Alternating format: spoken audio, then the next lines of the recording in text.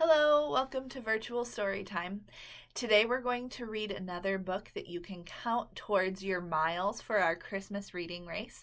And we're going to read today Days with Frog and Toad. It's a short little chapter book, and it's just a really nice story about two friends.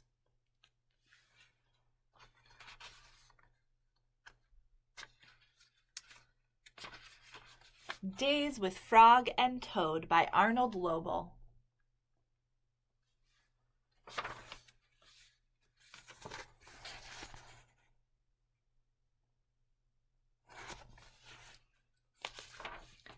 Chapter 1. Tomorrow. Toad woke up.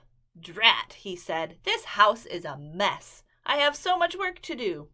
Frog looked through the window. "Toad, you are right," said Frog. "It is a mess." Toad pulled the covers over his head. "I will do it tomorrow," said Toad. "Today I will take life easy."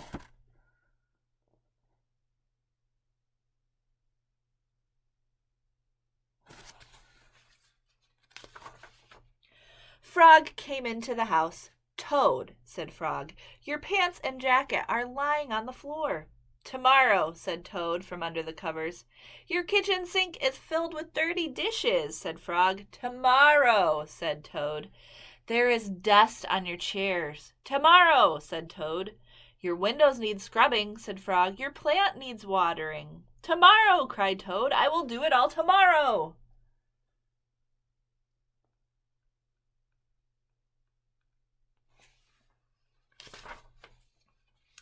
Toad sat on the edge of the bed. "Blah," said Toad. "I feel down in the dumps." "Why?" asked Frog. "I'm thinking about tomorrow," said Toad. "I'm thinking about all of the many things that I will have to do." "Yes," said Frog. "Tomorrow will be a very hard day for you."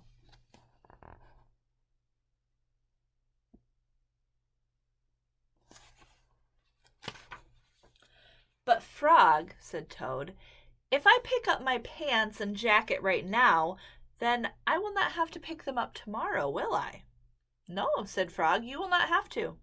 Toad picked up his clothes. He put them in his closet.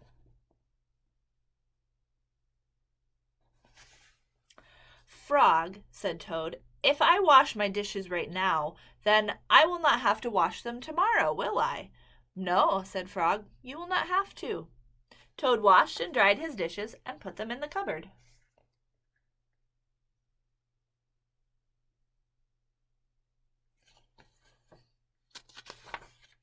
"Frog," said Toad, "if I dust my chairs and scrub my windows and water my plants right now, then I will not have to do it tomorrow, will I?"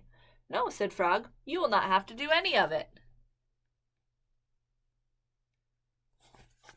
Toad dusted his chairs, he scrubbed his windows, he watered his plants.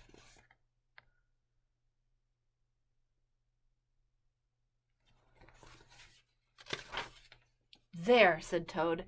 "Now I feel better. I am not in the dumps any more." "Why?" asked Frog. "Because I have done all that work," said Toad. "Now I can save tomorrow for something that I really want to do." "What is that?" asked Frog. "Tomorrow," said Toad, "I can just take life easy." Toad went back to bed. He pulled the covers over his head and fell asleep.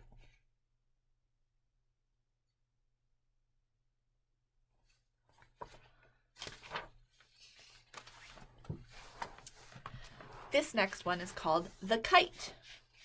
Frog and Toad went out to fly a kite. They went to a large meadow where the wind was strong. "Our kite will fly up and up," said Frog. "It will fly all the way up to the top of the sky." "Toad," said Frog, "I will hold the ball of string. You hold the kite and run."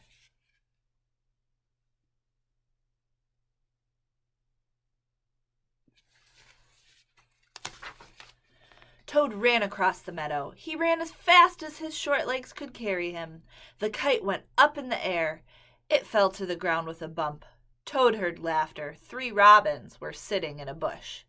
"That kite will not fly," said the robins. "You may as well give up." Toad ran back to the frog.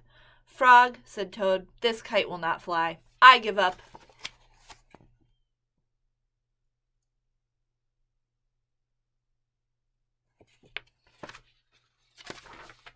"We must make a second try," said Frog. "Wave the kite over your head. Perhaps that will make it fly." Toad ran back across the meadow. He waved the kite over his head.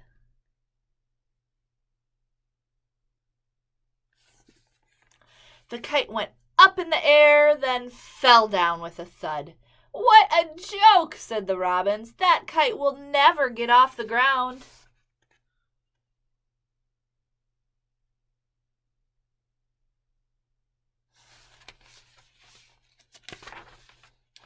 Toad ran back to Frog. "This kite is a joke," he said. "It will never get off the ground." "We have to make a third try," said Frog. "Wave the kite over your head and jump up and down. Perhaps that will make it fly."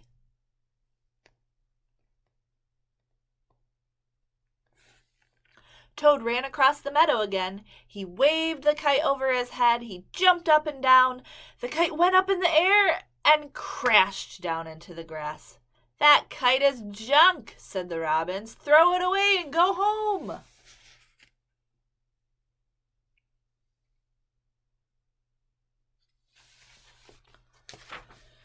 Toad ran back to Frog. "This kite is junk," he said. "I think we should throw it away and go home."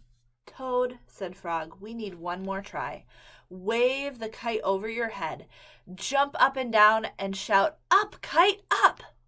Toad ran across the meadow. He waved the kite over his head. He jumped up and down. He shouted, "Up, kite, up!"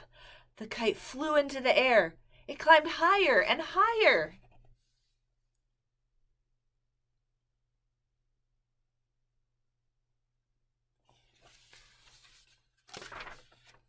"We did it!" cried Toad. "Yes," said Frog. "If a running try did not work, and a running and waving try did not work, and a running, waving, and jumping try did not work, I knew that a running, waving, jumping, and shouting try just had to work."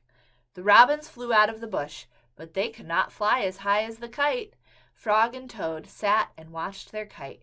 It seemed to be flying way up at the top of the sky.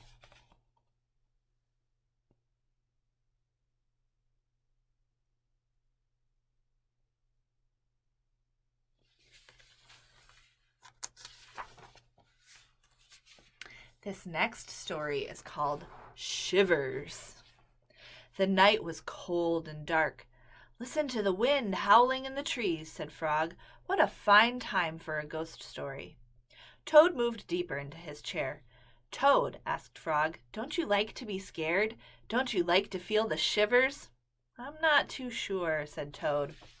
Frog made a fresh pot of tea. He sat down and began a story.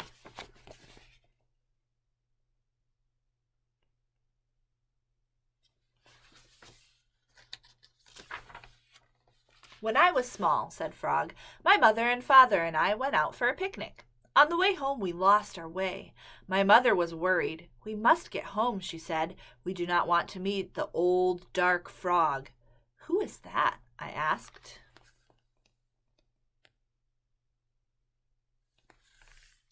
"A terrible ghost," said my father. "He comes out at night and eats little frog children for supper."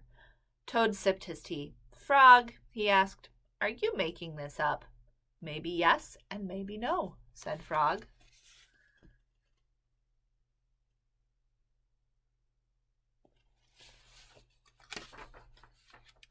"My mother and father went to search for a path," said Frog. "They told me to wait until they came back. I sat under a tree and waited. The woods became dark. I was afraid. Then I saw two huge eyes. It was the old dark frog. He was standing near me."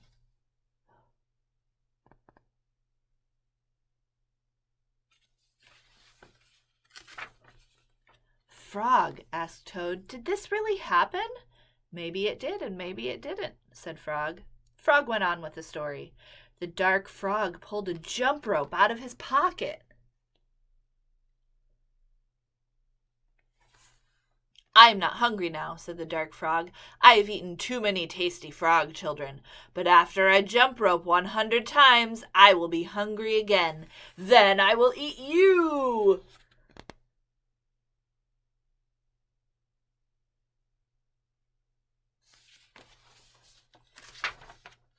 The dark frog tied one end of the rope to the tree. "Turn for me," he shouted. I turned the rope for the dark frog. He jumped 20 times. "I am beginning to get hungry," said the dark frog.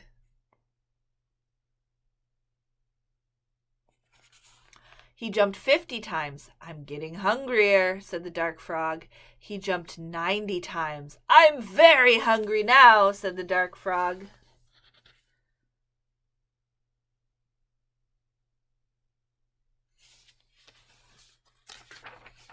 "What happened then?" asked Toad. "I had to save my life," said Frog. "I ran around and around the tree with the rope. I tied up the old dark frog. He roared and screamed. I ran away fast."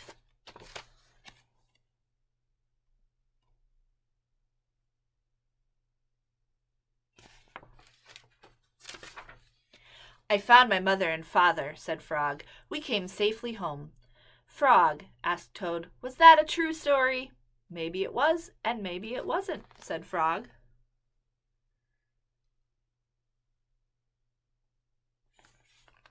Frog and Toad sat close by the fire. They were scared. The teacups shook in their hands. They were having the shivers. It was a good warm feeling.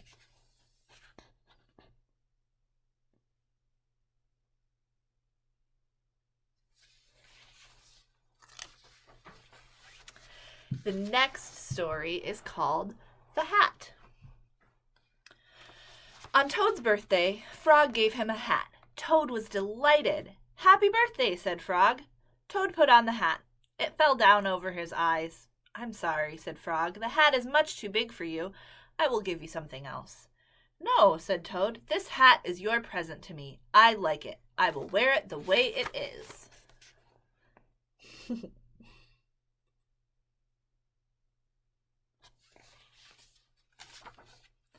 Frog and Toad went for a walk. Toad tripped over a rock. He bumped into a tree. He fell in a hole. "Frog," said Toad, "I can't see anything. I will not be able to wear your beautiful present. This is a sad birthday for me."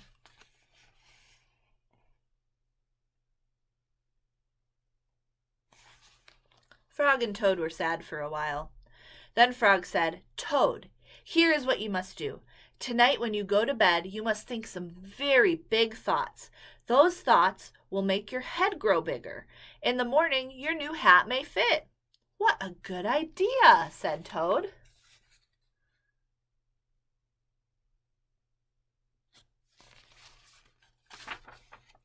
That night when Toad went to bed, he thought the biggest thoughts that he could think about. Toad thought about giant sunflowers. He thought about tall oak trees. He thought about high mountains covered with snow.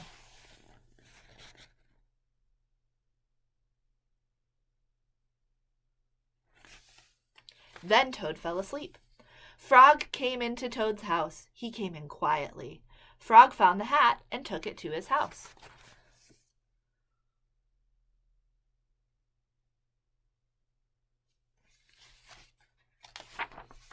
Frog poured some water on the hat. He put the hat in a warm place to dry. It began to shrink. The hat grew smaller and smaller.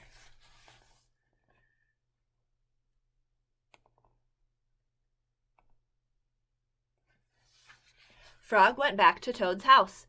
Toad was still fast asleep. Frog put the hat back on the hook where he found it. When Toad woke up in the morning, he put the hat on his head. It was just the right size.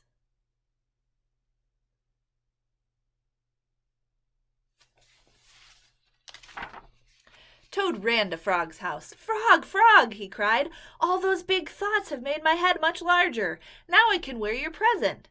Frog and Toad went for a walk. Toad did not trip over a rock. He did not bump into a tree. He did not fall in a hole. It turned out to be a very pleasant day after Toad's birthday.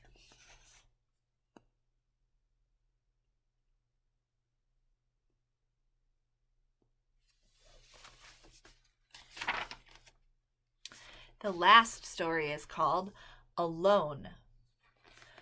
Toad went to Frog's house. He found a note on the door. The note said, "Dear Toad, I am not at home. I went out.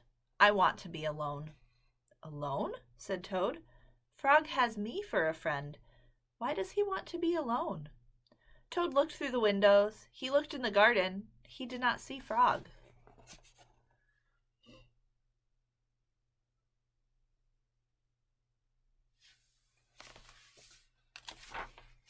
Toad went to the woods. Frog was not there. He went to the meadow. Frog was not there. Toad went down to the river. There was Frog. He was sitting on an island by himself.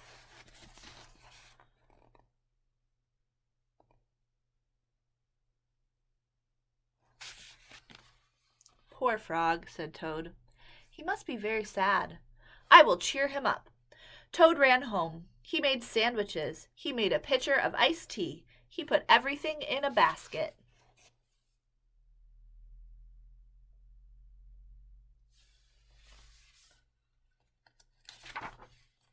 Toad hurried back to the river. Frog, he shouted, it's me! It's your best friend, Toad! Frog was too far away to hear. Toad took off his jacket and waved it like a flag. Frog was too far away to see. Toad shouted and waved, but it was no use. Frog sat on the island. He did not see or hear Toad.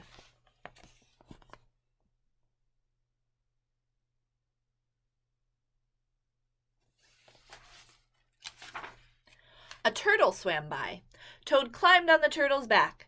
Turtle, said Toad, carry me to the island. Frog is there. He wants to be alone. If Frog wants to be alone, said the turtle, why don't you leave him alone? Maybe you're right, said Toad. Maybe Frog does not want to see me. Maybe he does not want me to be his friend anymore.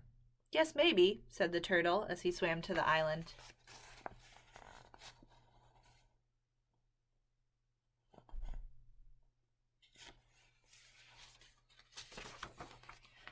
Frog, cried Toad, I am sorry for all the dumb things I do. I'm sorry for all the silly things I say. Please be my friend again.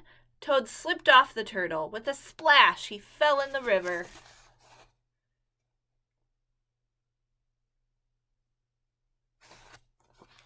Frog pulled Toad up onto the island. Toad looked in the basket. The sandwiches were wet. The pitcher of iced tea was empty. Our lunch is spoiled, said Toad. I made it for you, Frog, so that you would be happy.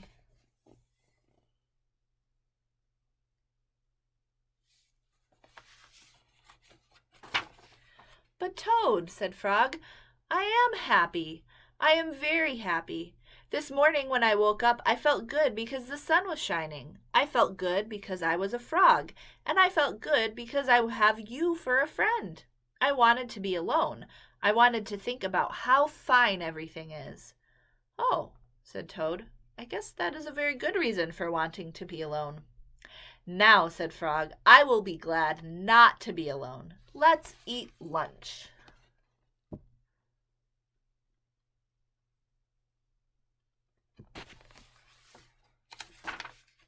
Frog and Toad stayed on the island all afternoon. They ate wet sandwiches without iced tea. They were two close friends, sitting alone together.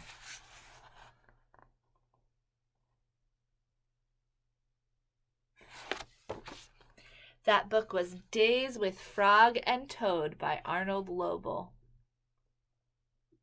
If you liked this book and you want to check it out from the library, you can just let me know and I will make sure that you get it. And remember, if you watch this video, it does count for the miles for our Christmas reading race. I hope you enjoyed.